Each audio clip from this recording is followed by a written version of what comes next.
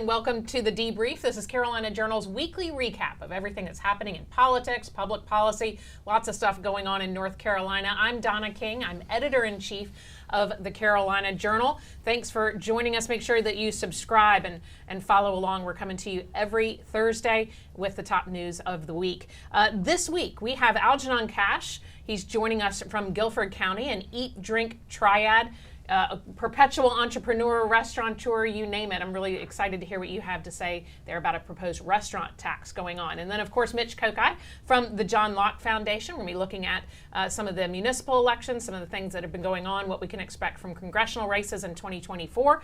And then, of course, the Davids, David Bass. He is always on top of everything education. This time we are also going to be talking about elections. Thanks so much. And David Larson, Carolina Journal's opinion editor. We're going to hear a little more about his commute home last week.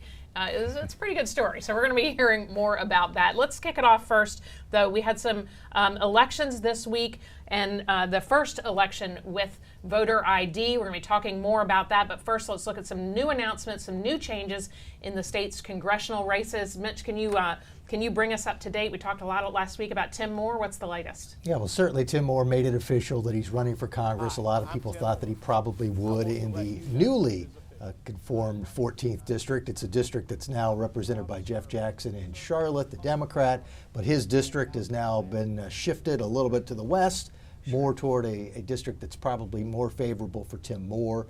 A lot of people have been talking, even back in the last election cycle, that Tim Moore was thinking about leaving the state house to run for Congress. Now it's official that he is, but he's not the only person in that race.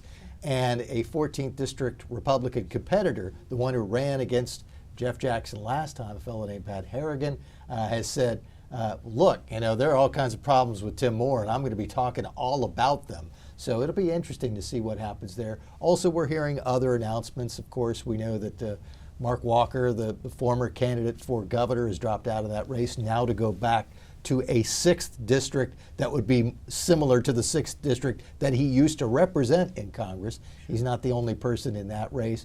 And we'll see some other names kind of filter out here and there. You might remember Bo Hines, who talked about running in several different districts in 2022, ended up running in the 13th.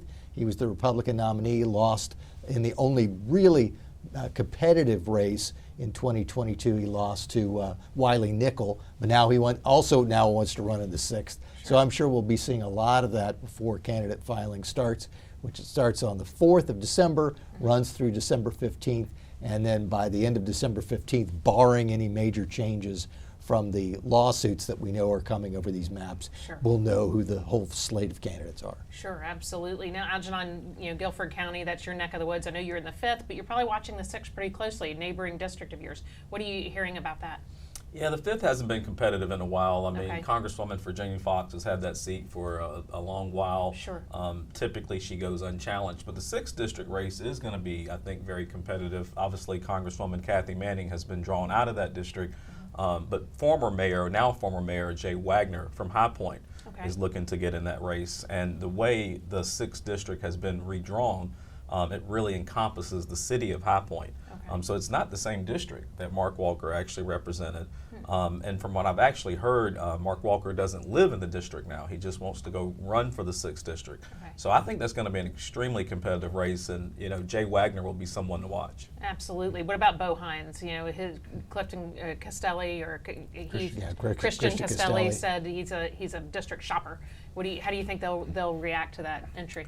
I don't know. I mean, he seems to be a perennial candidate. Sure. He pops up every season. I think it's going to be very difficult to run against someone like Mark Walker, who already has an established track record coming out of D.C., or even a Mayor Wagner, who can really point to some interesting economic development projects that have happened in High Point, the revitalization of their uptown, the introductory of a new ballpark. I do think citizens and voters in High Point will be very excited about Jay. Sure. And I would guess that the mayor would be the one who could probably make the strongest case against a carpetbagger candidate, saying, look, I live here, I've been here, I've done all of this stuff. What have you done? Right. Very interesting. We'll be following that closely. Now, David Bass, you and I have been talking a lot today about what's going on with Beth Wood. So, it seems like this has been one saga after another. Yeah, absolutely. And we got some more news today that she's actually, ostensibly planning to resign in pretty soon here. So she had previously announced that she wasn't going to run for re-election to the auditor's office. And again, this all goes back to the whole scandal that erupted December last year when there was an incident outside a law office where there was a car altercation, I'd say. Sure. There was some speculation about how she was involved with that, and recently a grand jury had actually indicted her connected with that. So it was pretty clear that the interesting thing I think to see would just be where we go from here with it. Right. In terms of what's next for her. She's talked about basically wanting to kind of like retire, pursue some other personal things. So we'll see what's next there, and also with the next appointment, who would be appointed to fill her spot going forward, and then in 2024. Would that race be competitive for Republicans? Because Beth Wood had been in there for many years. She was really respected by both Republicans and Democrats. So I think for the first time there might be the prospect of a competitive race. And that's a Council of State seat? Council of State seat, yeah. Very interesting. Okay. All right. So tell me what you're watching with the elections and all these moving parts happening this week. Yeah, I mean, I was watching somewhat. I think we're going to talk about it in a second. But the local elections as well. I was looking in Hillsboro. We had 4 races, and some of these off-year elections just seem like it'd almost make more sense to me if they just put them, on an even-numbered year. Sure. So there are only 4 races. There's mayor, and then there are 3 town commissioner races or seats, but there are 4 candidates for those 3 seats, and none of them really. Right. It was an occasion where usually I make a point to go out and vote, and I was like, there's only 1 candidate for mayor. Sure. And then there's 4 for 3 seats, and so it's kind of. I don't know if that's a good way. A lot of these races that are happening to, not a lot of candidates are running in them, and there's only a couple races. To me, it doesn't necessarily make sense. Some of them, one that I saw that was a little more interesting was down in Charlotte with Tariq Bakari. That was a very expensive race, and his district in Charlotte, Mecklenburg, has been trending more blue. So it's kind of in these urban areas, suburban areas as well, are trending more blue over time. And so Republicans don't have good long-term prospects there. This is a district that voted for Biden, and he was able to pull it off, but he had to spend a lot of money to pull it off, and he had to do some pretty dramatic things like get a plane that said, he was accusing his well, let me put it this way. His opponent had made claims about running airports, and then so he didn't agree with the way she phrased her claims there, and so he rented an airplane to fly a banner putting that into question. So it was kind of a dramatic election for a local election. Pull out all the stops. Pull out all the stops. So it was pretty interesting, but he ended up winning that one, and he's going to keep his seat. But other than that, I think, all those congressional moves are definitely interesting to watch as well as they were talking about. One of the announcements that came out this week, you and I have had to deal with a lot. Let's pull up that tweet from Brian Anderson. Our own Alex Baltzegers has left Carolina Journal. I guess the bug bit him. The bug bit him. He's went to go work for Bill Graham, who's running for governor. He'll certainly be missed around here, lending his expertise. So, actually, I'm going to come back to you, David. We've been talking a little bit about the municipal elections that David was talking about. Voter ID seemed to go smoothly, but low turnout. Right, yeah. So an interesting point about this is the first election where voter ID was fully implemented. And that's because it was tied up so much in the courts for many years now. It was originally passed in 2018. 55% of voters to 45% had approved it. So there had been, I think, a lot of concern from Democrats that there was going to be, it was an effort to disenfranchise voters, all this sort of thing. Interestingly enough, it went really well. It went very smoothly. I think out of around 150,000 ballots cast, there were only 64 instances where somebody didn't have an ID. And even in that case, they were still able to vote through a provisional ballot. So I think one takeaway from this is, granted, it's a smaller scale election being municipal, but the voter ID system was not a catastrophe. The other issue too was that, it's interesting to me, I think we have a tweet on this. Yeah, of course. So on Twitter, a lot of, we've had a lot of results, I think, particularly for Democrats who are saying, this is a blue wave election. There were all these, Democrats elected locally, and that is true. I think one important point to make about this, though, is that turnout in municipal elections, it's very different from a midterm year, definitely from a presidential year, obviously. Okay. And even though I think a lot of our politics is getting nationalized, even at a local level, there's still different races with different issues at hand. Right. So yeah, we have some numbers up there just showing. So turnout was about 16% this year. The last time we had November municipal elections, 2021, it was also about 16%. Compared to the midterm, 51%, and the presidential, 75%.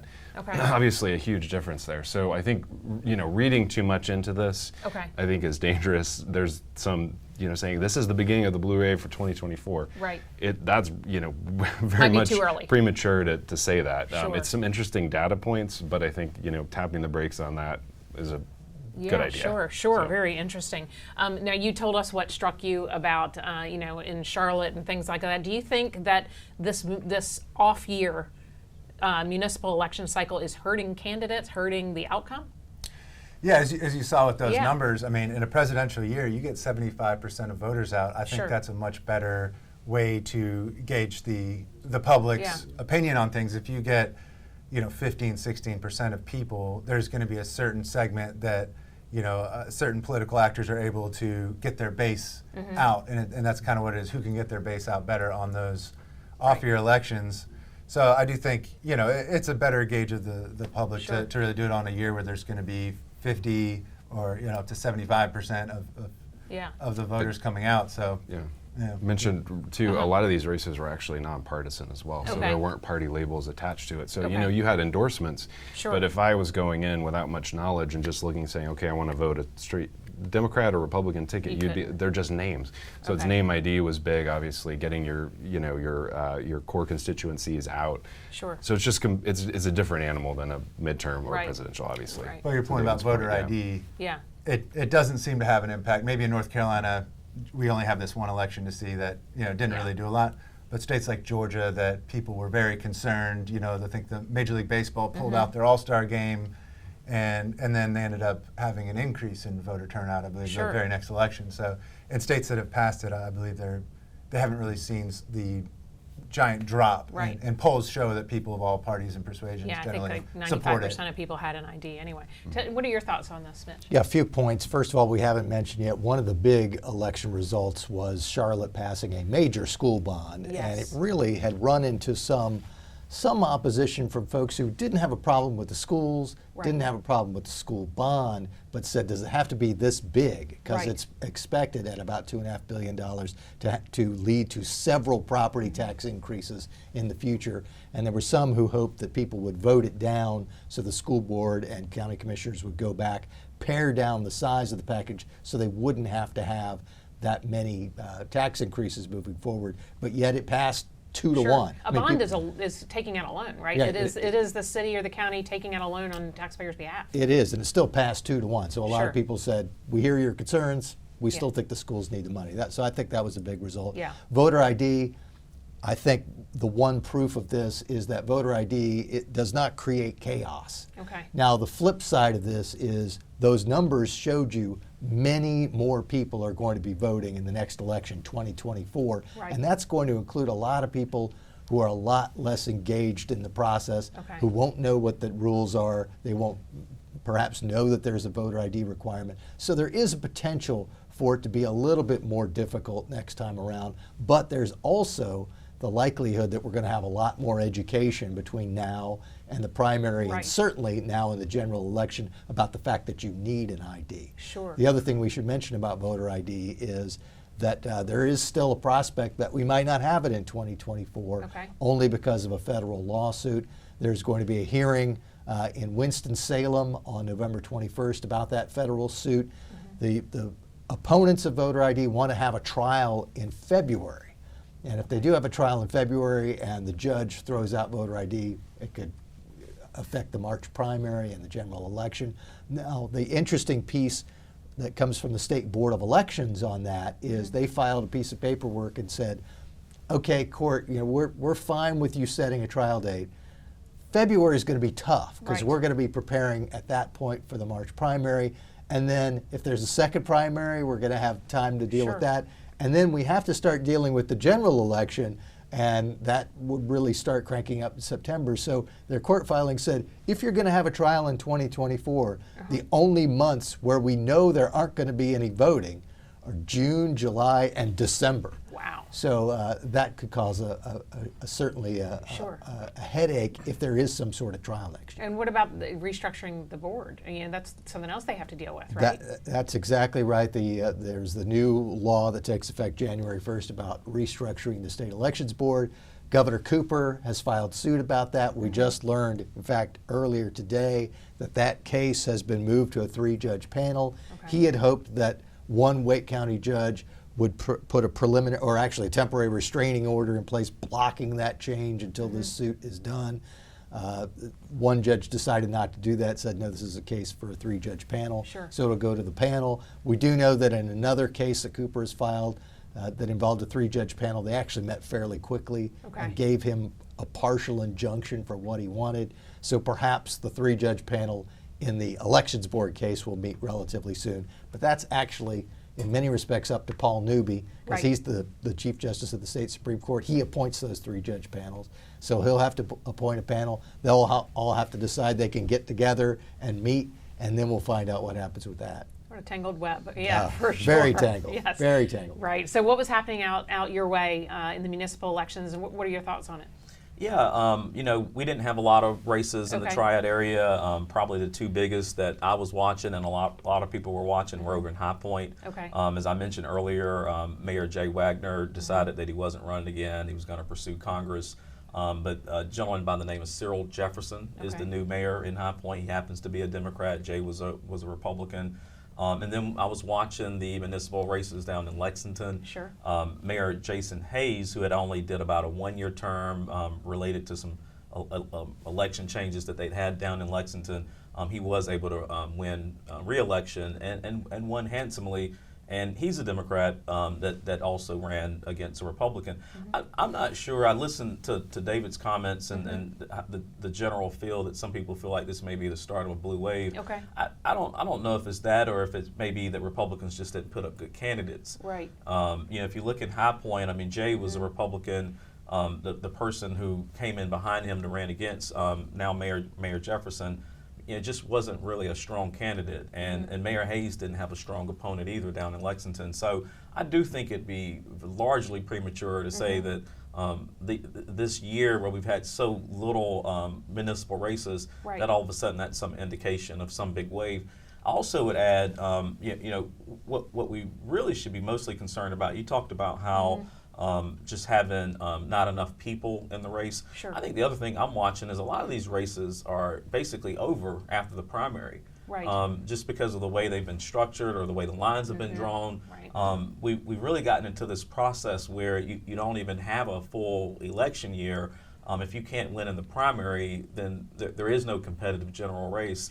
And I'm not really sure how good that is for the voters of North Carolina. Because not as many people are voting in those primaries. Exactly. I mean, because you automatically are going to get less turnout in that primary than you would in the general. So if you think about the graph or the statistic that we showed, yes, 75% is voter turnout, but you're looking at that more so in the general. It's still only going to be a fraction of that in the actual primary process. Very interesting. I heard one prominent Democrat say with that change in High Point, moving from a Republican to a Democrat, now the 10 largest cities in North Carolina all have Democrats as mayor. Sure. Now, do you think that we really saw Democrats, I've read and heard that Democrats really focused heavily with Anderson Clayton on these local municipal elections, testing out ideas, really working the phones to get good candidates in. Do you think that this is a strategy for 2024?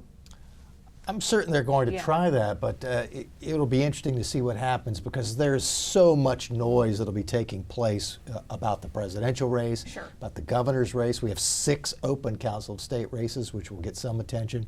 All the legislators and all the people running for Congress are all going to try to get some attention.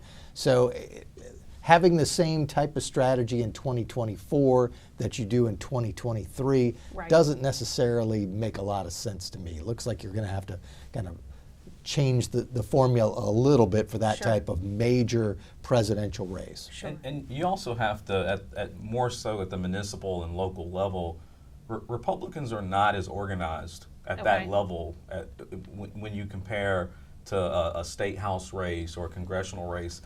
You take a Winston-Salem, for example, Forsyth County. Right. Republicans are not, they haven't ran a competitive mayoral candidate in 20 years.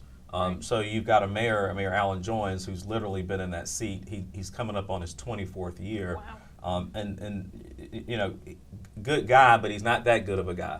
I think it just speaks to the lack of disorganization that oftentimes the Republican Party has at a local level. Very interesting. All right. Well, actually, I'm going to come right back to you unless you had something to add about municipal. Yeah. Okay, good. So one thing that your voters in Guilford County are really watching closely is a proposed 1% tax on food and beverage. I don't think it's been scheduled for a vote yet. You may know more about this than I do, but this could really hit businesses hard. 1% doesn't sound like a lot, but it could be. It is a lot for restaurants, and you know, when you think about any given restaurant, about 60% of their sales is going to go to food and labor on average. Okay, it's a lot. And then they have 30% of their costs or their sales is going to go to fixed expenses. So that's the utilities, the trash pickup, those payroll, that kind of thing, those types of things. And you're speaking from experience. This ain't nothing I needed to pull out. You are the voice for these restaurants. I had to write those checks. Of course. But that leaves, on average, for your average restaurant, that leaves about 10% of sales, which is their profit. So you say, okay, well, hey, give us another 1% of sales, but you're talking about 10% of net profit. Is when you 10% of net profit. When you look at it that That's way. That's huge. That is huge, and in Guilford County specifically, they want this additional revenue so that they can go out and get more sporting events and more concerts for the Coliseum.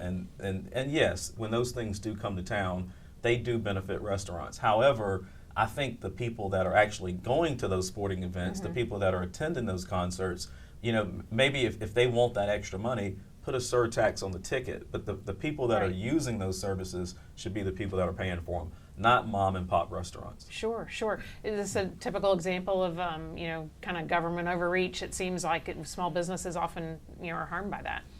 Yes, and this type of tax is often lumped in with the hotel taxes as well, and the argument is often made that, well, a lot of these taxes are paid by people coming from outside. Right. There's some truth to that with the hotels, although that's not all out of locality business that goes to hotels. But for the meals taxes, that's a lot of people who are already there. They're already paying your taxes in other ways, and you're just hitting them in different ways. And I think one of the points that Algernon just made that's important here is it's not just going to be the restaurants that are around the Coliseum or these other venues that might get the benefits from increased business, and so they just siphon a little bit off of that. But people who are operating similar businesses in other parts of the county that probably get very little business from the increased concerts or sporting events, they're going to have to foot the bill too for no apparent reason. Well, when you say a prepared meals tax, I mean that is not going to go just to restaurants. I mean, you have gas stations that sell prepared meals. You have food trucks. You have caterers. The person who's on the corner of Main and Main with the hot dog stand, that's a prepared food. So this really starts to hit a lot of people. And then when you look at how Guilford County is structured, it's really interesting because a large part of High Point is in Guilford County. And then, of course, you have Greensboro. Well, I don't know if High Point citizens want to pay for more concerts and sporting events in Greensboro. That's right. So it's going to be interesting, but this issue does have to go before the General Assembly. This will not be something that they can decide at a local level. That's why they're lobbying and trying to get their messaging out about it. And every indication I've gotten so far, this does not seem like something the General Assembly is excited about. Very interesting. So, one of the things we've talked a lot about here is the impact of shutdowns, COVID-related shutdowns on small businesses. It hit restaurants and bars probably harder than anyone. We've talked a lot about that. Do you think this is just a bad time? Other counties, other cities are doing it and saying they're getting good results. Yeah, I mean, my immediate reaction to this was we're just out of the pandemic. Right. And seeing the experiences that restaurants had during the pandemic, it's like, can't you wait just a little bit longer? Maybe, the recovery from that and everything, because I feel like we're just now getting back into a little bit of a semblance of like normal life with all of that. So and obviously COVID hit the restaurants so hard. It did. Immediately imposing something like this, putting it on top of restaurants coming out of that. Sure. A little tone deaf. Sure. What are your thoughts on this? Yeah, I think in addition to COVID, we've had this extended labor shortage too that Sure. I've seen. Anybody I know a woman at my church who manages 2 subways, and she's saying they're having so much trouble just finding anybody to do any of their shifts. She's having to cover a lot of them herself. Right. And so I think, during COVID and right after, I saw a lot of my favorite restaurants actually close down. Yeah. It's just like, if you could target, the worst possible sector to target, this is probably the one. They've struggled through so much with COVID, and then Sure. labor shortage, and then you're going to take, as Algernon said, it's not a 1% tax, it's 10% of their net profit. Right. It's, and I think the kind of the purpose of it is flawed a little bit too, in that there's this idea that in order to have businesses coming and events and interesting things in your city, you need the government to raise all these taxes and implement Sure. that. It's like, you look at how New York City came about with philanthropists creating the Met or the Carnegie the Hall, Carnegie whatever. Hall Whatever. and all of these, the Rockefeller Center. Yeah. Rockefeller was a businessman and philanthropist. You can get wealthy people or just people interested in making a profit to create entertaining things. You don't need to Sure. take from businesses and give to the government for them to Right. do that. So I Very just think the interesting. whole idea of it is not really. Yeah. What has this been like for restaurants? I mean, you're right in the kitchen. I mean, you know what's going on. This has been a crazy couple of years for entrepreneurs that need to feed their families. And I listened to David, and he mentioned that we're in the recovery. I do think a lot of industries are in recovery. I think it's misleading to believe that restaurants are in recovery right now. Even pre-COVID, restaurants were struggling just because of the increased competition. Sure. And just the landscape of how consumers purchase and consume and buy food was changing. I think COVID exacerbated that. It really sent a lot of people more to this delivery model. That's had a huge impact on right. restaurants. They're still trying to recover from that. They have not recovered from that. The inflation issue, I mean, the price of eggs, the price of chicken, the price of vegetables, everything is much, much higher. They're trying to figure out how to navigate that. They have the labor shortage issue, so that means they're actually having to pay more. So that cook that you used to pay $12 or $15 an hour, and now you're paying them maybe $17, $20 an hour just so you can keep them in the restaurant and they don't go across the street to your competitor. Sure. Owners are having to navigate through that. The real estate market and the inflation that's hitting the real estate market, that's starting to show up in some of these leases for restaurants. So, and I could sit here for the entire show and name a whole bunch of other issues that restaurant owners are dealing with. I just think it's a bit tone deaf and totally misguided that Mayor Vaughn and Commissioner Alston believe that this is the right time to further tax restaurants or food trucks, caterers, and whoever else. What would help? I think right now, it's hard to answer. Sure. I mean, no one really truly has complete control over inflation. Sure. We do need to get prices down. The restaurant business is very difficult. I understand why people don't want to be in a restaurant in the dish pit on a Friday night, and I totally get that. Yeah, of course. So it's just gonna take time, I think, for things to fully settle, and for restaurant owners to start understanding what this new reality and new environment is. The entrance of DoorDash. I mean, right now, you have so many consumers that are going to these delivery platforms to get their food. I think it's just going to take time for restaurant owners to figure out what's going on, and this is not a point in time where we want to be disruptive to that process. Sure. All right, that's definitely going out to eat tonight. All right, speaking of going out to eat, you missed dinner the other night, I imagine. Exactly. Tell me about your commute home, and you have a fantastic column on CarolinaJournal.com about civil disobedience.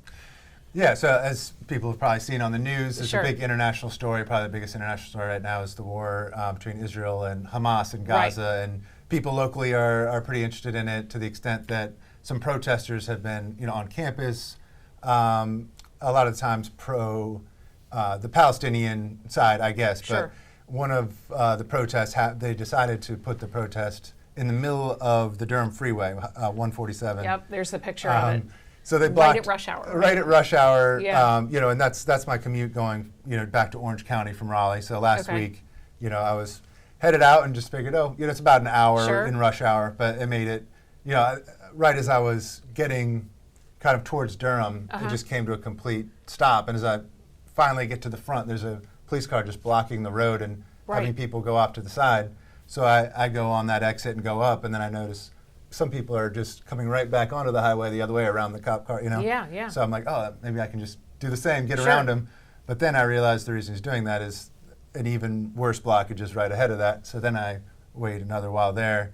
And so at this point I start going on my Twitter, when you're just completely dead stopped, I don't think that's probably, immoral to be frowned upon. Whatever. But then I realized people are tweeting about that they had decided to block the highway. Okay. So this is pretty close to the hospital. Okay. And I was sitting here thinking, I do think protest is important, freedom of speech is important, but there's got to be some limits to the degree to which you're pulling other people, innocent people, random people into your protests. Like in the 60s, there was a variety of tactics used, some violent, some nonviolent during the civil rights movement.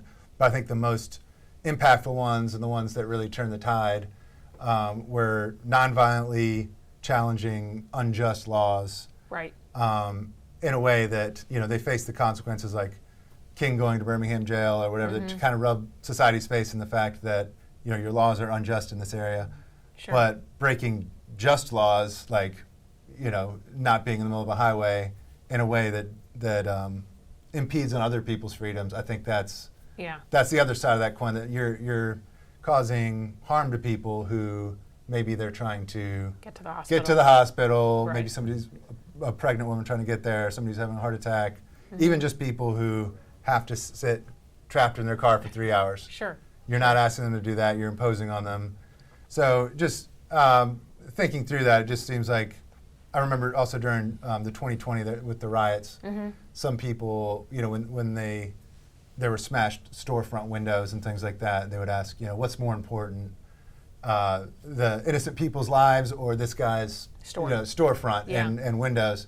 And I think it's kind of a bad question, because you're bringing in a random unconnected person. Yeah, unwilling participant. Yeah, it's like, well, that person's window didn't need to be smashed. If you just go around harming people in the name of child cancer or something. Right.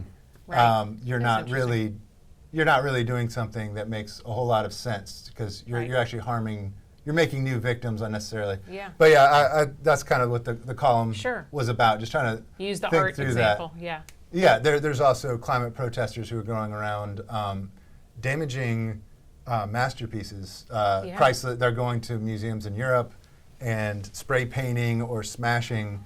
I hate seeing those. One was worth $95 million masterpiece in a European museum, and they do it for climate change to grab attention for it. Sure. But I think they feel justified in that if you get a lot of eyeballs, then maybe it's all your about cause. social media. All about social media. But yeah, so I think that's something to think through. If people are protesting, because we're all interested in politics and we want good laws, and when something's doesn't feel just, you maybe want to go out and protest. But just something worth thinking about is like, to what degree you go, and civil disobedience, breaking laws, is a tactic, but there might be ways that are doing that are not justified. Well, David, we were talking about making your voice heard, so we have low voter turnout, but then blocking the Durham freeway. It seems like it's, the best way to make yourself heard is to show up to vote, right?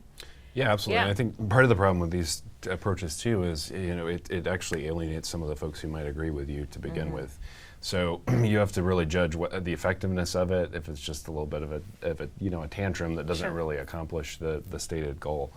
So because I've seen there's been Twitter activity where people say I generally agree with you on this, but like this is just too much, like the art example or whatever. It's just you have a visceral reaction of just like this is crazy. This is just too much. Like there's got to be a different way you could express your viewpoint on this. That's interesting. So you think it's free? Tell me what you think. Yeah. It's a tough issue. It is. I'll start out by saying I don't support the destruction of anyone's property or I'm an entrepreneur. I'm a business owner. I know how hard it is to go out and raise the money to open that restaurant, and how much it costs to replace that window when it's broken.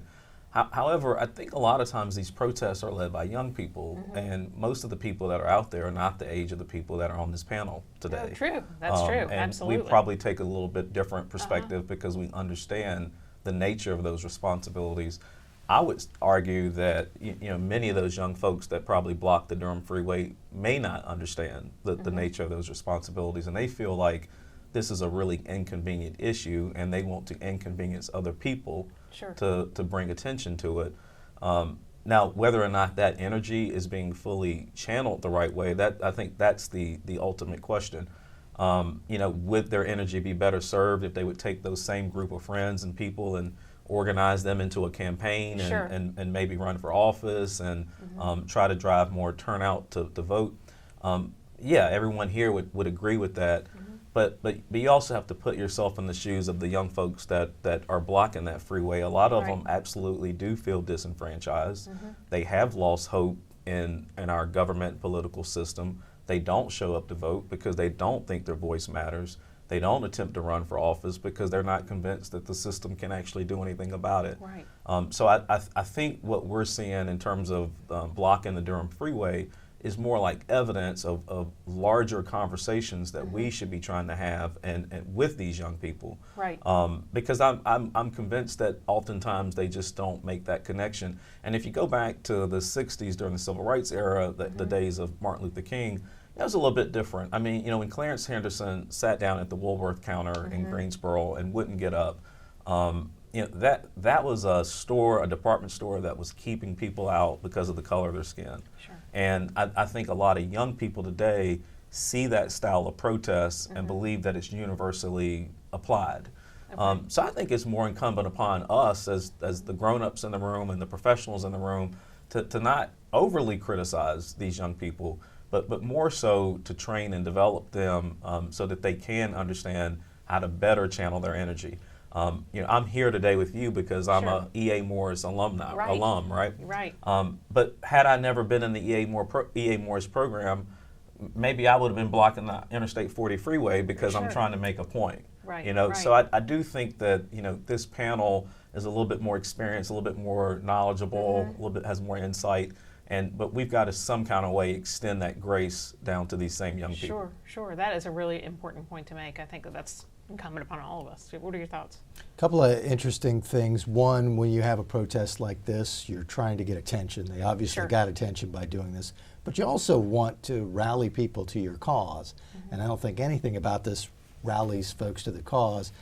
Probably a lot of the people who were stuck in traffic didn't even know what was going on until later, and that was about that. Sure. And remember that one of the stated goals was to get Congresswoman Valerie Foushee to vote on some sort of resolution to have a ceasefire. And I was thinking, okay, you're trying to get a congresswoman who lives in Orange County, who's in the minority party in Congress, and they aren't going to be able to make any difference. You're shutting down the Durham freeway for that. Perhaps they could have come up with a different plan for that purpose. Very interesting. All right, yeah. I was just going to say to both their points, about effectiveness, bringing people to your cause, and also having young people kind of think of better ways. If that's not as an effective way. I did doing the research on that. I saw that a professor from Harvard had done a study where they looked at protests around the world, both nonviolent and violent ones, riots and Sure. other things, and they found that by far the nonviolent protests were much more effective. So even if it's not just the fact that maybe this isn't just, it's like even if you're just looking at effectiveness, Right. you're more likely to bring people to your cause. You're more likely to, like with Clarence Henderson, if that's a nonviolent, you're sitting in and then somebody is having to arrest a nonviolent person Sure. who just wants to eat. A lot of the public's going to look at that and think, are we really in the right here? Yeah. So those protests have been more effective over time, according to that research. Sure. So that's just another element Yeah, to it's consider. powerful. It's powerful. All right, great discussion. Thank you so much for joining us here on the Debrief. We're going to come back next week and have a great weekend. We'll be stick with CarolinaJournal.com for everything that we've been covering, and you can follow us on all of our social media. Have a great weekend.